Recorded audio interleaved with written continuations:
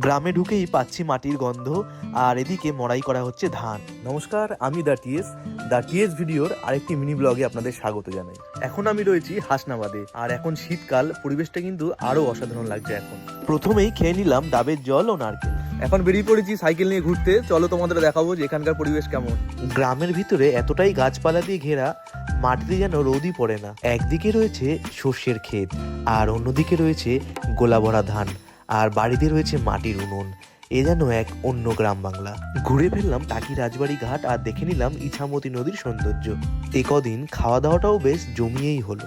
শীতের মরশুমে গ্রামের ওয়েদারটা কিন্তু বেশ ভালোই। দুদিনের ছুটি আজকেই শেষ, তাই আজকে বাড়ি ফিরে যেতে হবে। আবার কবে আসতে পারবো সেটা জানি না, কিন্তু শীতের এই মরশুমে গ্রামে বেশ ভালোই ঘুরলাম।